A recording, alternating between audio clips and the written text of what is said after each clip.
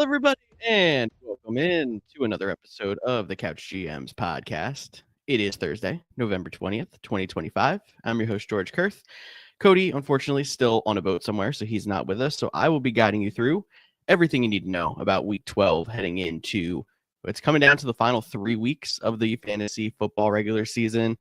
In the second half, obviously, of the NFL regular season, a lot going on and some even crazy news coming up. So make sure you stick with us, and you can leave your comments with any questions that you have in the comments. You can join us live Mondays and Thursdays at 6:30 East to get your questions answered live on the show. You can always follow us at the Couch GMs, Facebook, X, Instagram, and TikTok to get even more than you do from the show here. And you can DM us there with questions if you miss us on our live shows. So a lot to talk about, like I said. Might be a little different with just having me on here, but we're going to make this happen, and we're going to see what is happening.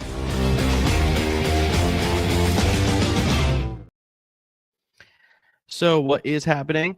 We're going to start off with Jamar Chase, who did appeal his one-game suspension for spitting in that Steelers game last week. It has been upheld, and so much going on, honestly, in Cincinnati right now. So Jamar Chase out this week. But Joe Flacco didn't participate on Wednesday.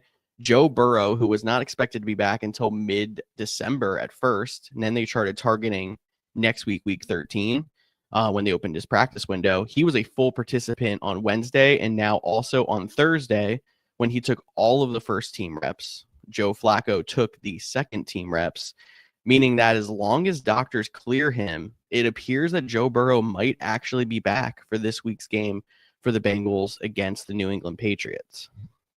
Obviously, a little bit of a surprise there. We don't know what kind of Joe Burrow we're going to get because we haven't seen him since, I believe it was week 1 or 2 of the season, and coming off of a major injury early. But the Bengals need all help they can get, even though I don't think the offense is their problem. Missing Chase, I think, is going to be the bigger problem than if they have Burrow versus Flacco, unless Flacco's really been that limited with his shoulder injury that he's been kind of managing over the last 3 weeks or so. So big impact for T. Higgins, becomes an obvious start in everyone's lineup wherever you have him. And then Andre Isivash, as like one of the worst names to say in the game, becomes a potential flex option for you guys out there, especially if Burrow's back and you think he's going to be slinging the ball around. Not a bad flex option for you out there if you need somebody in a pinch with a couple of bye weeks still going on here. All right. Continuing with injuries. Did tell you about Aaron Rodgers back on our Monday show. Rodgers, limited participant in practice on Thursday. Looks like he's going to try to play through the wrist injury, so we're not going to see any Mason Rudolph, but a little too early to tell if they're going to hold him out or not. So we're keeping an eye on that one for the weapons on the Steelers, as well as looking at Jaylen Warren, who was a limited participant in practice. Looks like he's going to try to play through his injury here as well. So anyone out there who grabbed Kenny Gainwell still might be a good option. Somebody who we're going to keep an eye on when it comes to what kind of a split we're going to get. But maybe you can find some safer options out there on the wire or hopefully on your bench. If we see Jaylen Warren go, I don't know if it's the smartest play to go with Kenny Gainwell. Rodgers being in there gives you a little bit more faith in DK, but there's not a whole lot in that passing game that we're playing currently at the moment. Lamar Jackson was, again, a DNP on Wednesday this week. He was a DNP on Wednesday last week as well. Came back on Thursday. Everything seemed fine. Same thing trending here this week. He was back in a full participation on Thursday. Seems good to go. Looks like the Ravens are going to kind of follow this trend throughout the rest of the season when it comes to having Lamar sit on a Wednesday, give him a little bit more maintenance, come back on a Thursday and prep for the week. So unless anything new comes out, I do not expect Lamar to be in any danger of missing the game this week. Up in New York with the Giants, Jackson Dart was a limited participation, and they marked it as a concussion non-contact. So that means that he is probably in the final stages of concussion protocol. Usually, when you have players hitting that mark on a Wednesday or a Thursday, they are cleared to go the next game. So chance that we have Jackson Dart back, but I have not heard anything for certain, and we obviously have to wait for him to clear protocol which we will probably know more after his limited participation on Friday if he has any symptoms that pop up before practice comes up tomorrow. So keep an eye on that one on the injury reports before you stick him in your lineup. We talked a few weeks ago about Joe Mixon. We have not heard really any news about Joe Mixon. And it turns out that they now have announced in Houston they do not expect him to play in the 2025 season. Not shocking after we had the, no one touching anything with the, talking about Joe Mixon. And I think they're very happy with the Woody Marks breakout. They brought in Nick Chubb over the offseason to kind of play that veteran role. And it seems like Marks is slowly taking more and more away from Chubb, but they're comfortable not pushing Mixon to try to come back this season. I see we have a question from Twitch. I'll pull that up. Lineup question for tonight. We got Fairbairn tonight or stick with McLaughlin versus the Rams. Kickers are tough just because you don't know what you're going to get from the offense on the other side. I know the Rams are considered a tough matchup, but I think I'm going to stick with McLaughlin. I know he's kind of widely considered one of the best fantasy kickers out there. Not that Fairbairn isn't, but I would just stick with McLaughlin in this case here. Any other questions? Make sure you drop them in the comments. Thank you for that question. And remember to like and subscribe as well. Arizona backfield report. A lot to report here, actually. So Trey Benson had his practice window opened up. He was a limited participant in practice on Thursday. He has to be activated by Saturday to go. They do have some of their other backs banged up as well. We have DeMarcado listed as out already, and Bam Knight is a limited participant, in practice. So Bam being banged up might force them to try to bring Benson along faster, but there's a good chance that Benson's going to be ready to go this week regardless. And if they do go, it is a really hard read. I know I'm in a league where I'm currently sitting on Bam in my lineup because there's a lot of injuries and a couple of bye weeks coming up this week. But I think if Benson goes, I'm trying not to play Bam Knight. I think Benson is going to be fine in your lineup if he goes. He should jump right back into that lead back role, considering some of those other guys haven't really taken the opportunity. And they're a team that needs to win now if they want to try to make any kind of noise. And they've been starting to improve with Brissett at quarterback. The only downside is, for anyone out there with Benson, Brissett's been helping the pass game, but the run game, obviously, has been a little bit more of an afterthought in the way that they adjusted that offense when they made the switch at quarterback. So waiting to see if Benson gets activated. Bam Knight, obviously good to go. If he is not activated, if he does, I would go Benson and lean away from Knight wherever you possibly can. Moving to Atlanta. Drake London is not expected to play this week with his knee injury. Not exactly shocking there. We expected that one. Big news, I mean, obviously we mentioned Michael Penix. He is on injured reserve, not expected to come back this year. So it's a Kirk Cousins show the rest of the way out. If we see vintage Kirk, this could be a big deal for some of those fantasy assets like London the rest of the year. But it's not. It's been a shell of himself, Kirk, that we've seen so far this season. So with that, it's really tough to rely on any of those fantasy weapons besides maybe a London. And I mean, obviously you're going to have to play Bijan just because of the stock you have in them and you know that they have that upside. But we're expecting a little bit of a downtick out of those guys if the offense is going to be led by Kirk Cousins the rest of the way. Maybe it's a guy you try to sell before the deadline. I know a lot of trade deadlines in fantasy are coming up this week. It is that way for the Couch GMs World Cup and a lot of our leagues of record here at the show. So I don't know what you're going to get out of London is the problem with him being hurt. They're not expecting it to be a long-term injury, but it's hard to sell a guy who is injured. Maybe if you're trying to sell him to a team that's at the top of the standings, trying to build up something for the fantasy playoffs, that might be the way to go.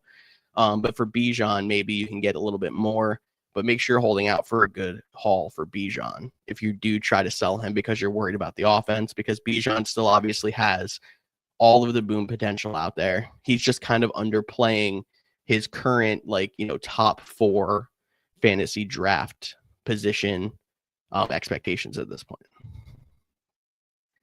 We mentioned Jalen Warren earlier. The other news I have on here, Josh Jacobs actually participated in individual drills on Thursday for the Packers. So he's going to be a limited participant in practice. They're seeing how he responds to that before they bring him into a full practice on Monday. So there's actually a chance that he goes this week, despite them thinking it was going to be a 1 week injury. I wouldn't be too if they hold him out, and that means that Emmanuel Wilson would be a definite go. But I do think Emmanuel Wilson plays a solid part in their offense. Even if Jacobs is activated, I don't see the Packers pushing Jacobs that hard, even if they activate him, because it doesn't make much sense for their situation to try to push a knee injury like that. With that being said, why don't we look at some fantasy starts and sits of the week?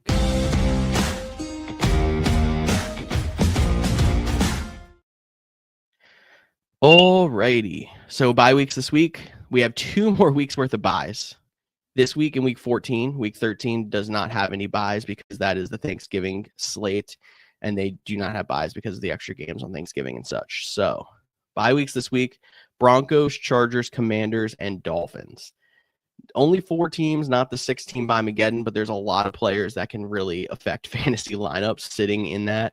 I know this felt like a very hard bye week for some of my teams when I was not expecting it coming. So let's see who we can try to find to come through here. I'll start with our starts of the week. We normally do a running back, a wide receiver, and a flex each. I'm going to do 2 of each, obviously, to make up for Cody not being here on the show with me. So the flex can be either a wide receiver or a running back. Doesn't necessarily have to be somebody in the flex position. Just to put that disclaimer out there. I'm going to start with running back. I'm going to go Woody Marks versus Buffalo. So I was not on the Woody Marks bandwagon when this all started to come up, but over the last few weeks, he's played about 73% of the snaps, gotten 80% of the carries out of that backfield. So Woody Marks is really taking over in that role, and somebody who you might even want to buy now that we hear that there's no Joe Mixon, probably for sure. And it seems like they're putting a lot more faith in Woody Marks and phasing out the Nick Chubb part of the offense. Anyway, so I think that plus the fact that the Bills are the 5th worst against the running back this year. Crazy to think a team that's been that good has been so bad against the run. But that lines up for a very solid game out of Woody Marks this week. My second running back on here, I have Ken Walker versus the Tennessee Titans. So Walker finally is starting to look like he's getting some lead back work. He out-touched Charbonnet last week, 19-11, and he did score more than 10 half PPR points for the first time since week 4, which is absolutely crazy, and it's been such a frustrating ride with where they've been giving the red zone touches. I've seen George Halani touch the ball, which is just, I don't know what they're doing there, honestly. But I'm just looking for him here to score a touchdown before the game gets out of hand. Because against Tennessee, I would think that this good of a Seahawks team would be able to put up a lead. Hopefully, even if they do get up, they're going to keep splitting Ken Walker and Zach Charbonnet like they have been, and it should give a couple extra carries out there to the running back room. And I'm not even really convinced that Charbonnet is a bad play here either, because especially if the game gets out of hand, I would think Charbonnet keeps getting touches and they don't give them all just to George Halani and etc. So I think both those running backs are a good play, but I'm going to spotlight specifically Ken Walker for those out there who have been hoping to rely on him and haven't been able to, like me in a few leagues have been as well. Moving to wide receivers, let's see. I have, first off, Rome Odunze versus Pittsburgh. So Rome has really been the biggest boom or bust so far this season. Excuse me there. He's had 4 games so far of 5 or less half PPR points and 6 games of 13 or more. There's been no in between. Pittsburgh allows the most fantasy points to wide receivers so far this season, so this feels like a really big Rome Odunze boom. But I'm really kind of leaving it with him. Maybe you can play like a Colston Loveland if you want, but the person I'm not touching here is DJ Moore. So, like, I really feel like DJ Moore has been phased out of the Bears offense. The good matchup's going to make people want to play DJ Moore, but I'm only focusing on Rome Odunze, and I'm leaving DJ Moore off to the side. He's a lot closer to being dropped than he is to putting in my lineup at this point, so I don't like pushing it that far when you're looking at Bears wide receivers. Next, I have Michael Wilson for the Arizona Cardinals versus Jacksonville.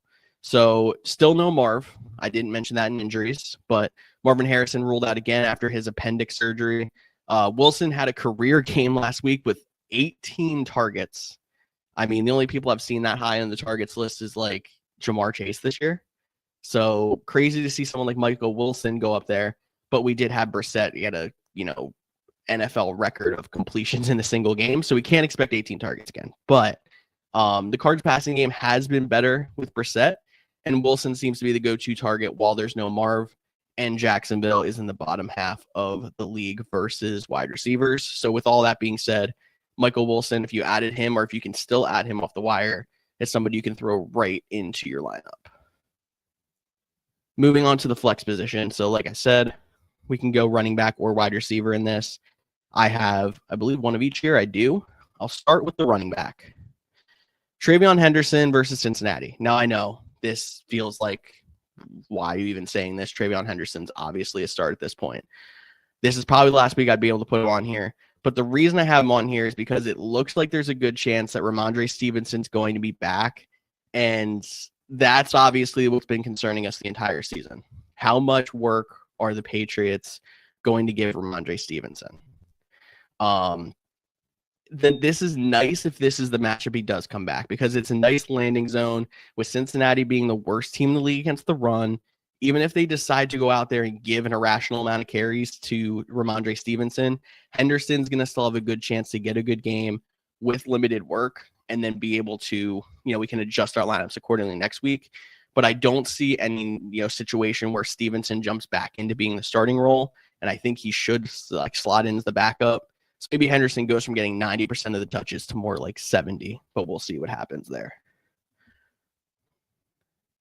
And then maybe this is my spiciest one, and I get it, this is tough.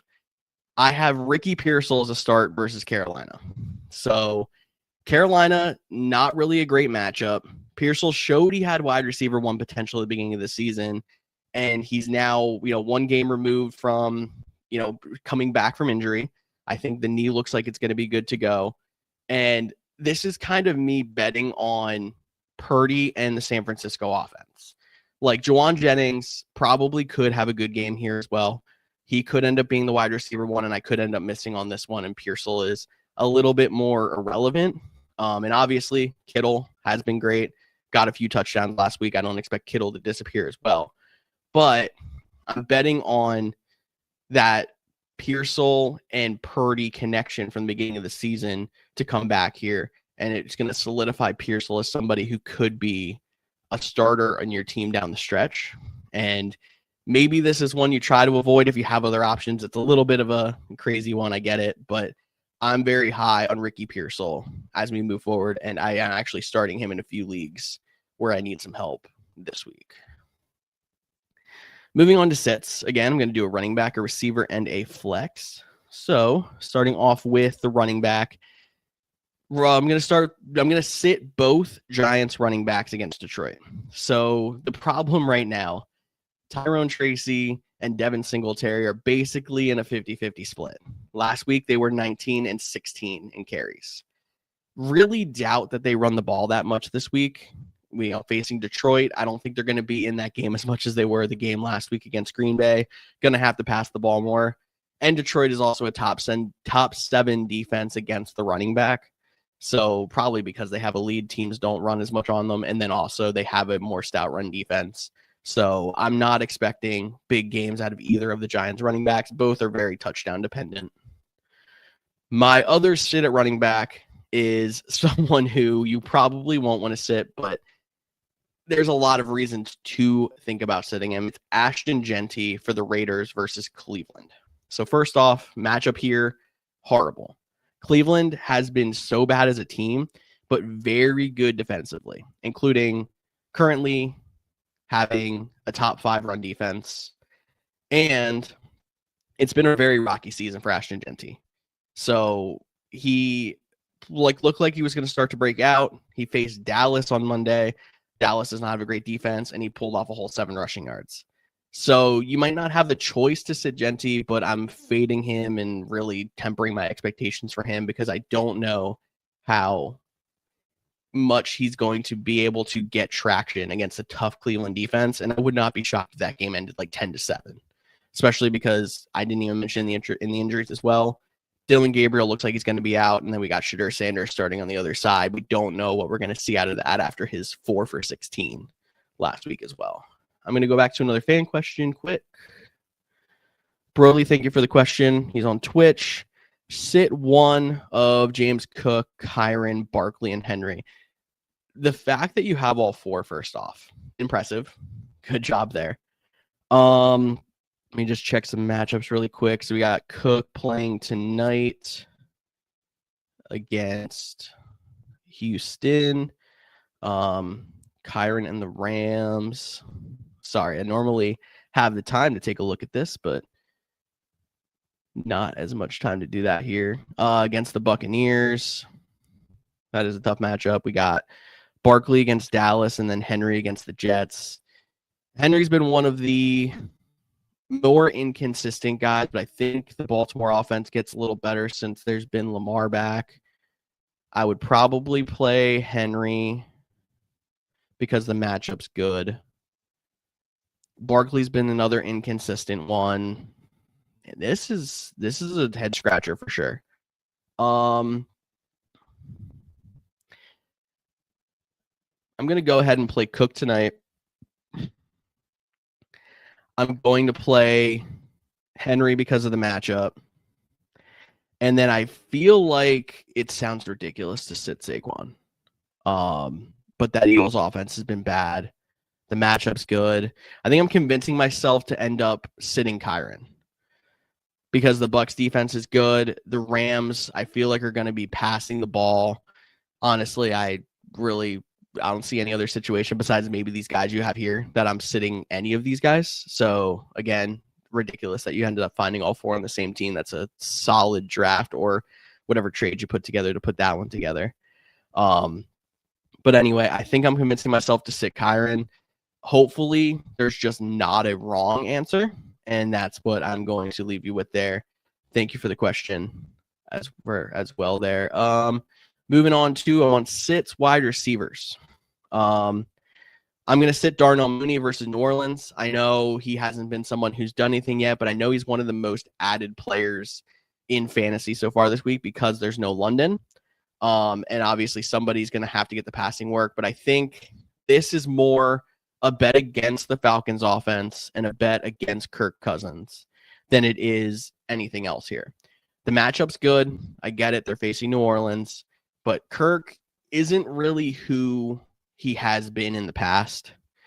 And I think if anyone's going to end up getting points, it's going to be the running backs, hopefully Bijan, but I think Algier is going to get involved as well. And I mean, Kirk, when he's played, hasn't been good.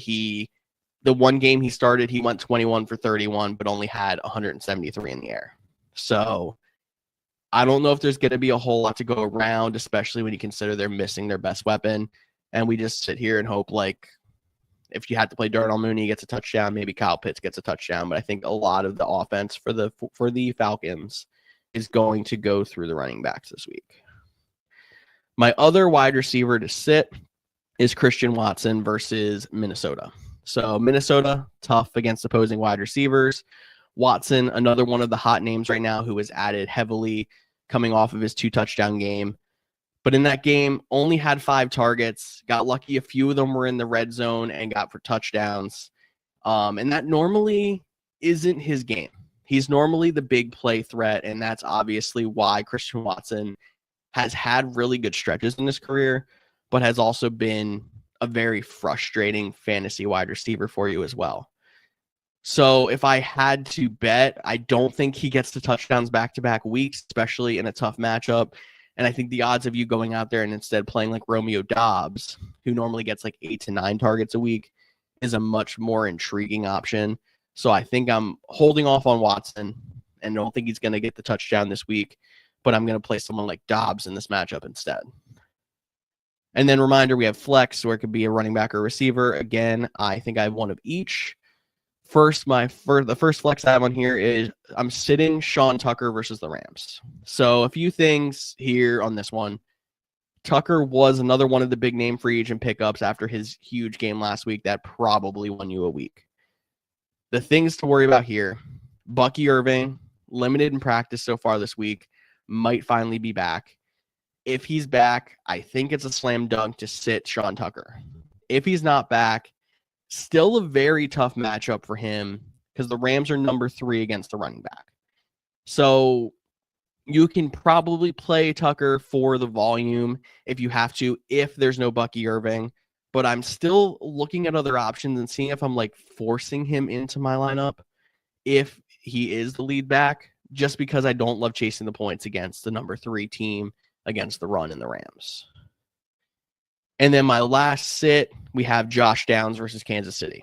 So I've been the one here on the show that's been very high on Downs, and I think he has a solid role in the offense, but I feel like he's going to be a little bit like what I said with Christian Watson this week.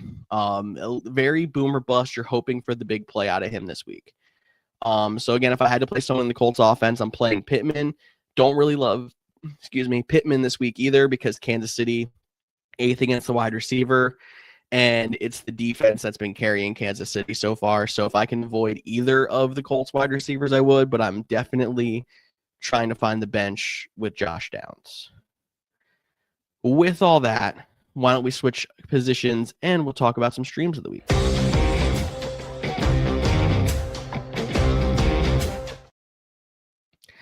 Alrighty. So first off, not a stream, but somebody who I know got dropped in some places where they didn't have injury reserve or where maybe we thought he was going to be out for longer. Check your waiver wire to see if Joe Burrow was dropped anywhere. I know in NFL.com leagues, he's about 81% owned. So obviously not very widely owned, but maybe you're one of the leagues where he was dropped for some reason. But my real actual first stream at quarterback, obviously here we're going to do quarterbacks, tight ends, and defenses. I'll do 2 of each to make up for Cody not being here on the show with me.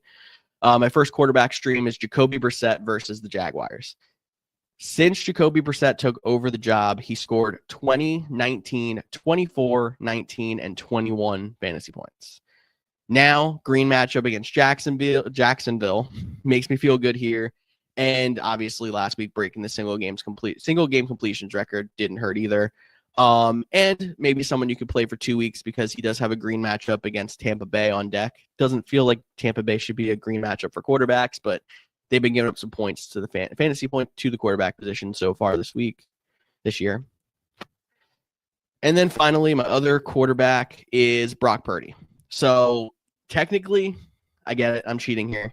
He is no longer under 60% owned on NFL.com, but he was when the week started. I know I'm somebody who is snatching up in a lot of leagues, and I'm ignoring the matchup on this one too.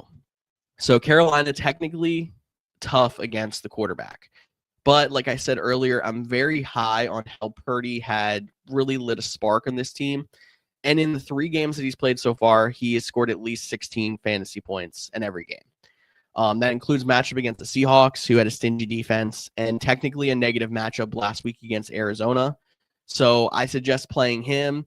And I think he's somebody who you should hold on to then if you're someone who's been streaming quarterbacks to look forward in the fantasy playoffs where like maybe next week you sit him against Cleveland. He has a bye on the last week of the fantasy regular season, but then this fantasy playoff schedule is Tennessee, Indianapolis, and Chicago. That's a green matchup with 2 neutrals. That is not a bad guy to have in your repertoire if you're somebody who is looking for quarterbacks going forward. Going to tight ends, we have Dalton Schultz on here. Schultz has been somebody who's kind of popping up on my radar on and off over the last few weeks. Even in a bad matchup against Buffalo, he's gotten 8+ targets in 4 of the last 5 games, 8+ half PPR points in 4 of the last 5 games. And it's not even like it's because he's touchdown dependent. He only has 1 touchdown in that stretch of games. So I like going out there, finding somebody with volume. Dalton Schultz, somebody you can throw in your lineup tonight if you need some help. And then AJ Barner is my other one. He's facing the Titans this week.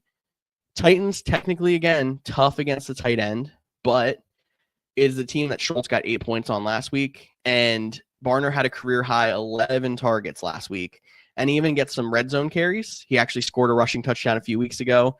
So why not? Why would they not give more red zone carries to people other than Ken Walker? But anyway, AJ Barner has another guy who's been on the rise, and it seems like Seattle's trying to diversify who they're getting involved, and Barner's been somebody who's been the beneficiary of that lately. Defenses, I've got the Jaguars versus the Cardinals. Cardinals bottom 5 versus defenses in fantasy. As much as they've been better with Brissett in there, they still are turnover prone and have, still been losing some games pretty big. So Jags have been an up and down defense, but they are top 10 right now, and they get a lot of interceptions. So I do like going with them, especially being the hot hands facing the Chargers last week and smothering them. And they have the Titans next week, so someone you can hold on for 2 weeks. My other stream at defense is the Falcons. They're playing the Saints. Another 2-week grab here as well. The Saints have been bad, and the Jets are up next for them, who just made a quarterback change. So looking for defenses, the Falcons and the Jaguars are the 2 that I am looking at the most. All right, almost done here. Why don't we jump into checking out some games of the week?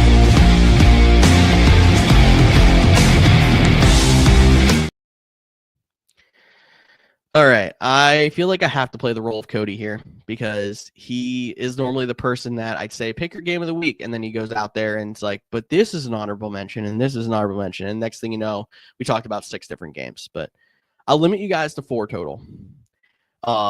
So the 2 that him and I usually don't pick because we're Packers and Eagles fans, Vikings at Packers, very intriguing matchup this week. Vikings trying to see if JJ McCarthy can actually lead them to being a competitive team. The Packers have been on a skid. So divisional matchup where we have one team trying to learn and grow and the other team trying to get back to being relevant at this point after a loss to the Eagles and then barely holding off the Giants. That's a good matchup. And then another divisional matchup with Eagles Cowboys. I know not a great record there. Maybe I'm a little bit biased on this one, but the Eagles have been struggling on offense, and there's been a lot of talks out there of like AJ Brown. Lately, we've heard people inside the building not liking what Jalen Hurts has been doing, and now they're facing a bad defense. So it could be one of those shootout type games that's really fun to watch, and that's why I like putting this one on here. But the 2 games that I actually settled on, Steelers at Bears. The Bears are so I'm one of the people that's guilty of this. So I don't know if me saying this really has much merit, but one of the more disrespected teams in the league so far.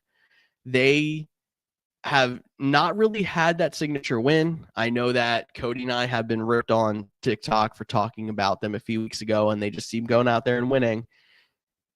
And this is now the team where they're going up against the Steelers, another team that started hot. They've been on a skid a little bit. But both of these teams are deep in the playoff race and both need the win to stay having that edge. So it's very important for both of them, and I think you're going to see it out there with a very entertaining game. And then my other one is Sunday Night Football, Bucks at the Rams.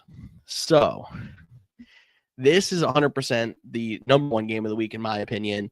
Buccaneers, they might get Bucky back. We'll see about Godwin as well. That would put them almost back at full strength. They're just missing Mike Evans on the offensive side versus a Rams team who, last week sputtered a little bit, but still came out with a win against a division rival, but has been one of the hotter teams in the league. Matt Stafford's been on fire.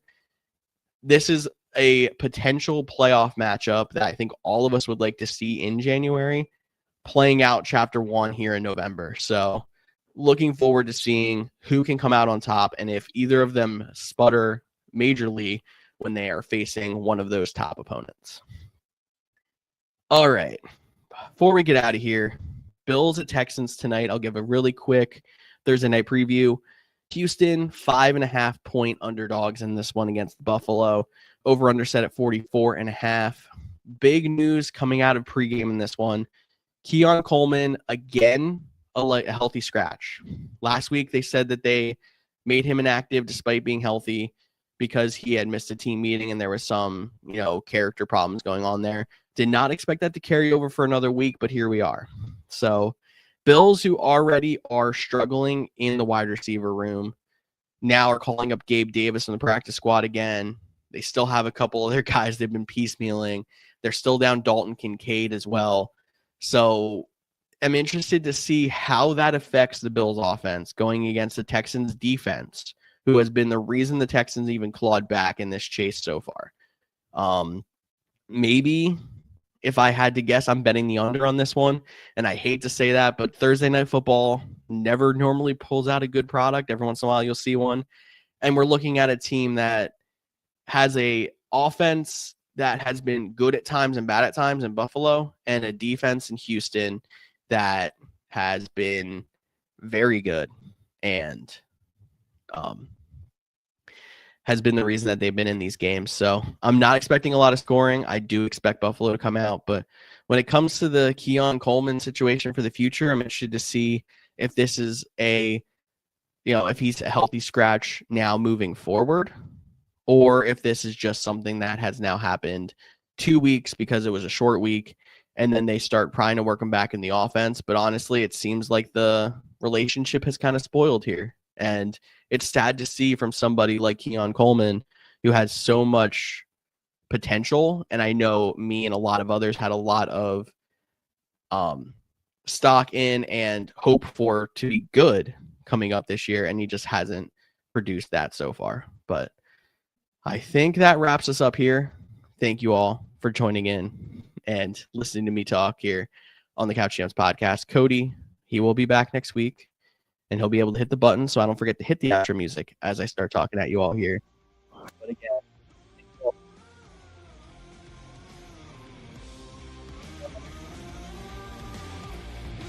out to help you set your lineups to get into those playoffs and move beyond. So thank you again. Make sure you're following us Facebook, X, Instagram, TikTok at the Couch GMs, and join us live Mondays and Thursdays at 6:30 East on YouTube, Twitch, and Facebook. I'm George Kerr, and I will see you all next Monday.